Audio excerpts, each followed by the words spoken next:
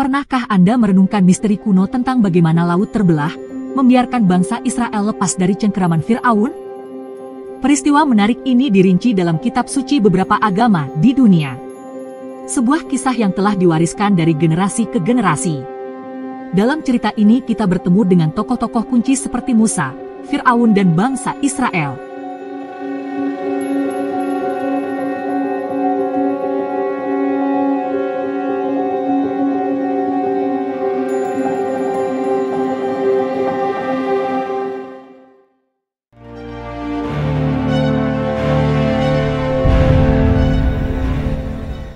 Musa, seorang gembala rendah hati yang menjadi nabi, diperintahkan oleh Tuhan untuk merentangkan tongkatnya ke atas laut. Saat dia melakukannya, sebuah peristiwa menakjubkan terjadi. Laut mulai terbelah, menciptakan jalur tanah kering yang membentang dari satu sisi ke sisi lainnya. Bangsa Israel yang diperbudak oleh Fir'aun, manfaatkan kesempatan ini untuk melarikan diri, melintasi dasar laut tanpa hambatan. Kisah ini bukan hanya landasan iman bagi banyak orang, tetapi juga sebuah misteri yang membuat penasaran para sejarawan dan ilmuwan. Kisah dalam kitab suci ini tentu saja memberikan gambaran yang menakjubkan, tapi apa yang sejarah katakan tentang hal itu?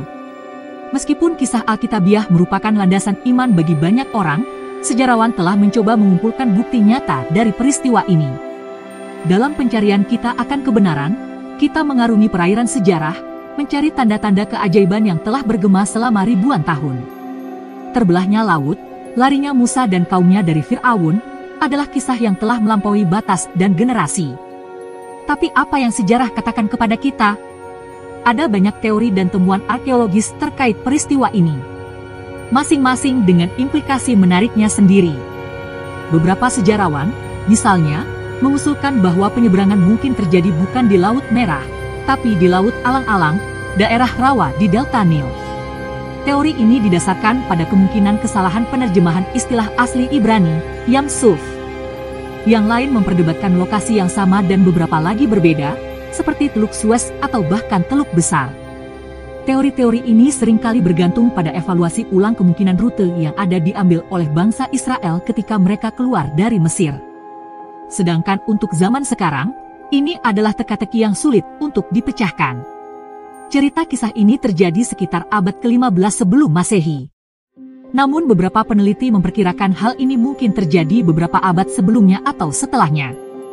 Teori-teori ini seringkali mengacu pada berbagai catatan sejarah dan arkeologi, seperti penyebutan Israel dalam teks Mesir atau tidak adanya pengaruh Mesir dalam budaya terbentuknya Israel.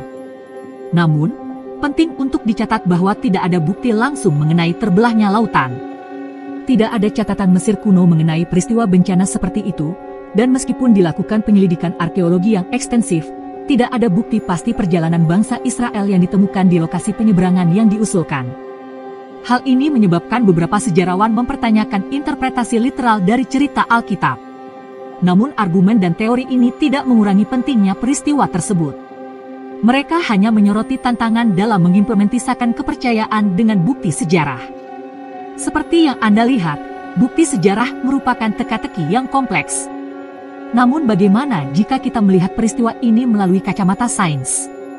Mungkinkah ada penjelasan ilmiah atas peristiwa menakjubkan ini? Nah, itulah pertanyaan yang menggelitik rasa penasaran banyak orang. Selama bertahun-tahun, sejumlah teori ilmiah telah muncul, mencoba merasionalisasikan terbelahnya laut dalam istilah yang logis dan dapat dijelaskan. Dan hari ini, kita akan mempelajari beberapa di antaranya. Pertama, mari kita bicara tentang bencana alam. Beberapa ilmuwan berpendapat bahwa gempa bumi mungkin menyebabkan laut terbelah. Hal ini tidak sepenuhnya aneh, mengingat aktivitas seismik diketahui terjadi di wilayah tersebut. Teori ini mengusulkan bahwa gempa kuat bisa memicu munculnya jembatan darat sementara. Lalu ada teori tsunami. Hal ini menunjukkan bahwa gelombang besar disebabkan oleh gempa bawah laut atau letusan gunung berapi bisa menarik kembali air, menciptakan jalan di laut. Namun, waktu yang dibutuhkan Musa dan para pengikutnya untuk menyeberang dalam waktu singkat ini akan sangat tepat. Fenomena cuaca yang unik juga telah dipertimbangkan. Salah satu teori tersebut, yang dikenal sebagai Windsetdown, menyatakan bahwa angin kencang dan terus-menerus bisa mendorong air kembali, membentuk sebuah lorong. Ini bukan sekedar dugaan. Ada beberapa contoh yang terdokumentasi di mana angin kencang telah berkurang secara signifikan ketinggian air di wilayah tertentu. Teori lain melibatkan fenomena yang dikenal sebagai selempang. Ini adalah gelombang berdiri di perairan tertutup atau semi tertutup yang dapat disebabkan oleh perubahan atmosfer, tekanan, angin kencang, atau aktivitas seismik. Jika selempang yang cukup besar terdapat di tempat yang tepat, secara teoritis bisa lewat perairan. Terakhir, kita memiliki teori yang berakar pada geologi. Ada yang berpendapat bahwa pergeseran lempeng tektonik bisa menyebabkan terjadinya safe water terjadi, membelah air. Teori-teori ilmiah ini, masing-masing dengan kelebihan dan kekurangannya, menawarkan hal yang menarik. Pandangan yang digunakan untuk melihat kisah kuno ini.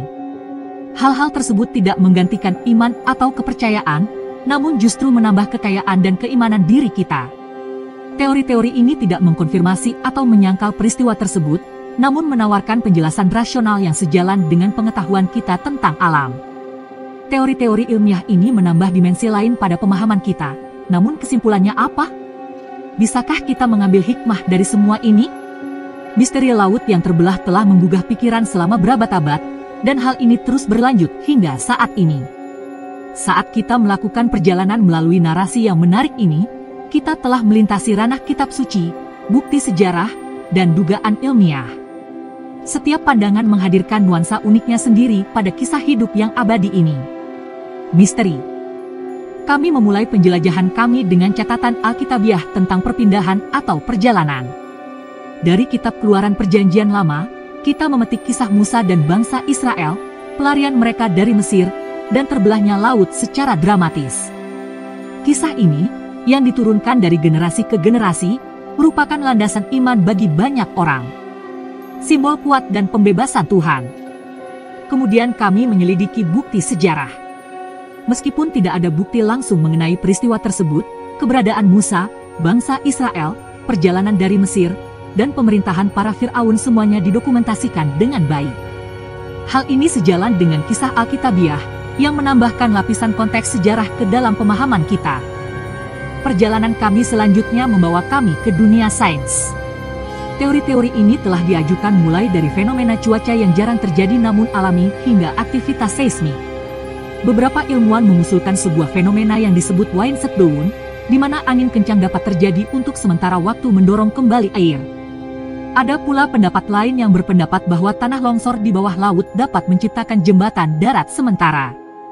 Teori-teori ini, meskipun tidak pasti, tetapi menawarkan kemungkinan-kemungkinan menarik dan bahkan menunjukkan hal tersebut peristiwa paling menakjubkan dan berpotensi dapat dijelaskan melalui kacamata sains. Namun, meskipun memiliki banyak perspektif, misteri laut yang terbelah masih tetap ada. Teka-teki abadi inilah yang terus memikat kita, memicu perdebatan, dan memicu rasa ingin tahu. Setiap perspektif, baik agama, sejarah, atau ilmiah, menambah satu bagian pada teka-teki tersebut. Namun gambaran lengkapnya masih sulit dipahami. Entah itu mukjizat Tuhan atau fenomena alam, terbelahnya laut tetap menjadi suatu hal yang abadi.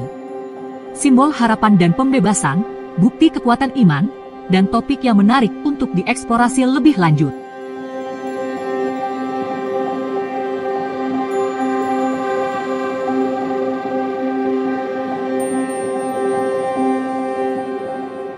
Terima kasih telah bergabung dalam petualangan kita. Pastikan berlangganan channel kami untuk video menarik lainnya seputar sejarah, misteri, dan pengetahuan yang menarik. Jika Anda menikmati video ini, jangan lupa untuk memberikan like dan bagikan kepada teman-teman Anda. Sekian video kali ini, semoga bermanfaat dan dapat menambah wawasan Anda. Kita akan berjumpa lagi dalam video berikutnya.